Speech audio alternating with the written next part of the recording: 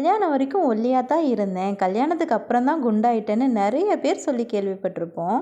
அது ஏன் தெரியுமா? இன்னும் கொஞ்ச நாள்ல கல்யாணம்னு வச்சுக்கோங்க. இனிமேல் தாம்மா நீ நல்லா சாப்பிடணும், மாமியார் வீட்டில் போய் வேலை செய்யறதுக்கு உனக்கு தெம்பு வேண்டாமான்னு சொல்லுவாங்க. கல்யாணமான புதுசில் விருந்துக்கெல்லாம் போயிட்டோன்னு வச்சுக்கோங்க.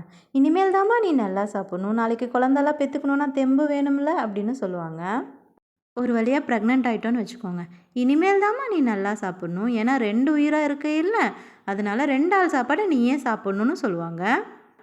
என்னமோ 68 கிலோவில் நம்ம ஒரு குழந்தைய வயிற்றில் வச்சிட்ருக்கிற மாதிரி. ஒரு வழியாக குழந்த பிறந்துருச்சுன்னு வச்சுக்கோங்க. இனிமேல் தாம்மா நீ நல்லா சாப்பிட்ணும், வயிற்றில் இருக்கிற குழந்தைக்கு சத்து வேணும்ல, அது உன் பாலை தானே குடிக்குது, அதனால நீ அதுக்கும் சேர்த்து சாப்பிட்ணுன்னு சொல்லுவாங்க.